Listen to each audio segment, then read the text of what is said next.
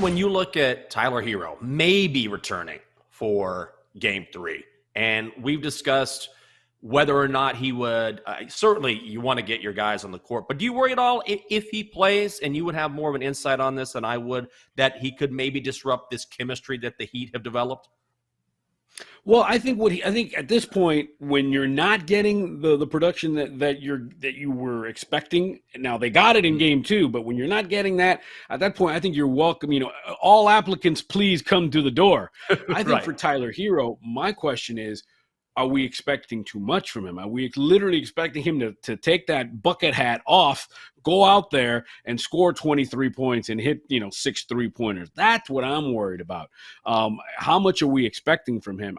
And plus, how much gas is in the tank to be able to run for 30, 40 minutes? That's the one thing. Not only, I can tell you that your hand is healed. I can tell you that you're ready to go.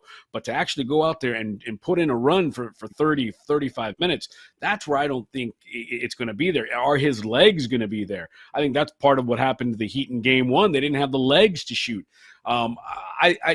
I think it's a lot to ask, especially in a NBA Finals that's now best of 5 to throw a guy in there.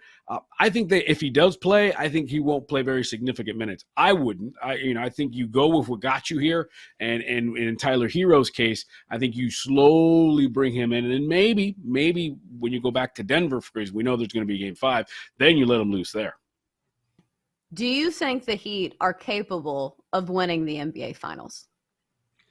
I have learned after almost a decade here in South Florida, you never doubt Spoelstra, you never doubt the Heat. I don't think they're going to win it. I said, I was on the record, I said Nuggets in 5.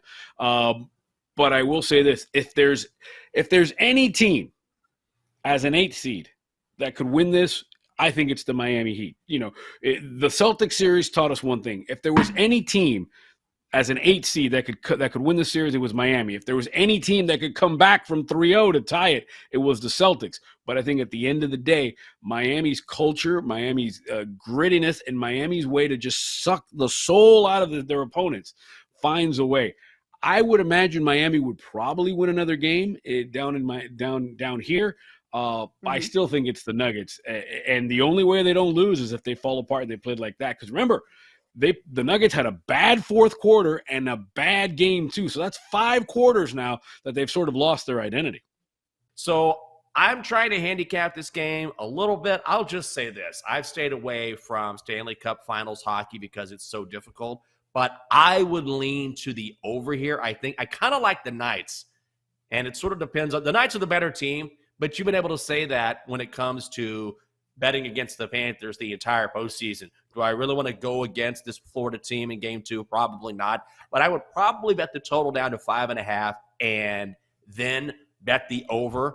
And that is juiced to -125. The Knights by themselves have scored at least 4 goals in 6 of their last 9 playoff games. We saw that offense explode in game 1, and they just have so many weapons. Marchessault and Eichel and Stone, they keep coming at you. And also, they made a really good decision to put Aiden Hill in net and let him be the guy because he's been fantastic. The right choice thus far for this Knights team. So I think I'm going to bet the over. That would be my lean. Not going to play it officially. Do you see any parallels between this and the NBA Finals? Because I think you see the underdog run that the Florida Panthers have had, and we had this discussion about the Miami Heat, where sometimes great underdog runs, they have a ceiling. And so do you think this is the ceiling for the Florida Panthers? Do you think they truly have met their match? But at the same side of the coin, we said that about the Denver Nuggets, and now we have a series. That series tied at 1 game apiece. So what is the consensus moving forward? Does it feel like the Panthers are still in it because they've had their backs against the wall plenty of times? They've felt like the underdog in every situation. So now they almost feel comfortable in that position. What's the consensus moving forward?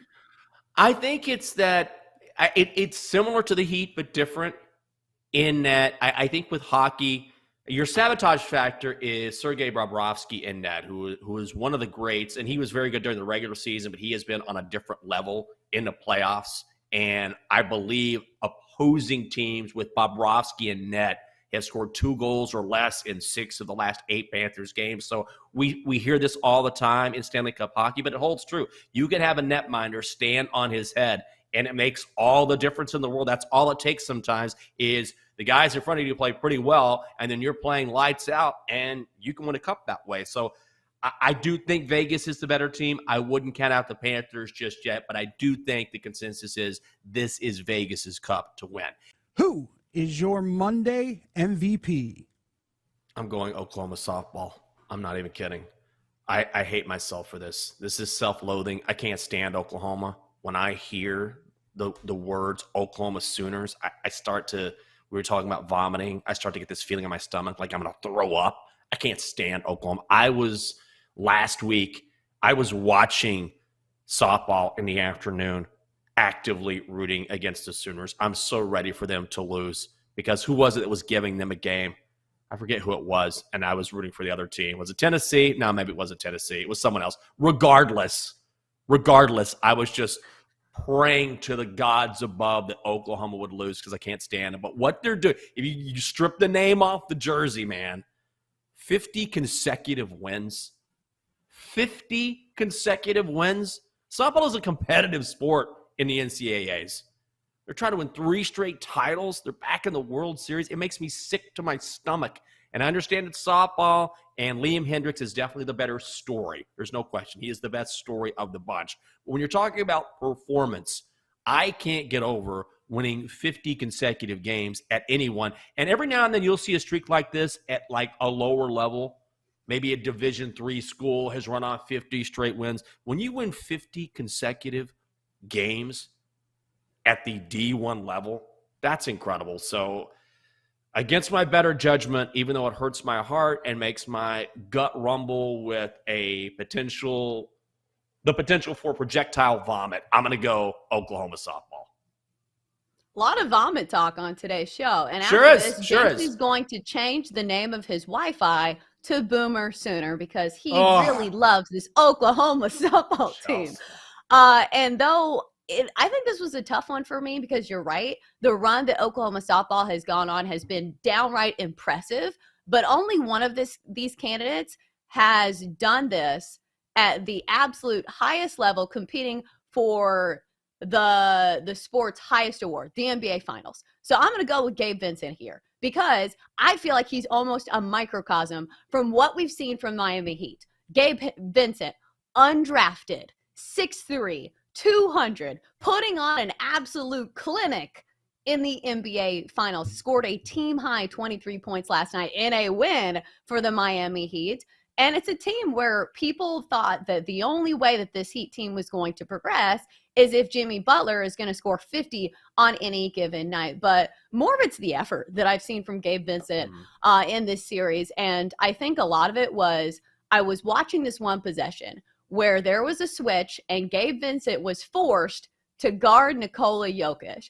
My goodness, did it look like a size mismatch? Think about Gabe Vincent, 6'3", 200, guarding the MVP of the league, Nikola Jokic. And Jokic just swatted him like a fly, and he fell to his back. It looked like it really hurt, but you know what? He got back up. Gabe Vincent has been swatted around so many times in this series. He's looked like a rag doll, but you know what? He doesn't show quit. He doesn't give up. And that's exactly what the Miami Heat are doing. No matter how many times you swat them to the floor, they're going to get right back up and they're going to hand you an L with a surprise look on your face. So I think for me, it's Gabe Vincent, microcosm from what we've seen from the Miami Heat. Gabe Vincent, MVP of the weekend. Jenks, here's my question. I feel like his struggles were not due to his weight last year. Like, it's not like he was missing passes because he was fat, because he was out of breath. I feel like Russell Wilson has always been in great shape. So for me, this story means nothing. Like, yeah, it's great that you're working out and you're in great shape, but that wasn't the problem last year. The problem last year is that you couldn't complete the passes. So I feel like this is just a PR move to try to get some good vibes going in the direction of Russell Wilson, who I will say badly needs them. I mean, I do think he looked a little heavier and a little less mobile last season, at least accustomed to what we have normally seen in the past. But I think there's a few factors going on. Is number one, Russell didn't look as lean, and he wasn't as mobile. Number two is as you get older, it doesn't matter how lean you are. If you're a quarterback who's been around like he has, and a guy who has made plays with his feet, he has always been one of the best players in the NFL at making time for himself, getting flushed out of the pocket, and then making a play. But that gets harder to do as you get older because you're just not as nimble as you used to be. And then three, I think there was a huge ego situation at play where we've heard all the stories about him bringing in his own people and having his own office and not hanging around a team. And if you're supposed to be a leader, and this is all well documented, this is not even speculation. And Sean Payton came in immediately and said, we're getting rid of all that. You're going to work out with our guys, and you're going to work out with your teammates. You're not going to have your own entourage and your own office. If you are coming into a new situation and you're supposed to be a leader, the last thing you want to do is isolate yourself from the guys from the locker room that you're supposed to be leading. So I think you take all of those factors together, and that explains why we saw what we saw from Russ last season. I do think weight was maybe a part of that, but certainly not even close to being the whole story. Yeah, I don't even think so, though, because part of the reason why he wasn't scrambling as much is because he just wasn't trying. Like, when I watched the games, it simply seemed to me as somebody who's trying to preserve his career and saying, hey, I got this big contract already. I'm not going to scramble for my life, so I'm just going to go down. That's what I saw. I don't think weight's really an issue for me, but I do think the ego thing is definitely a factor moving forward.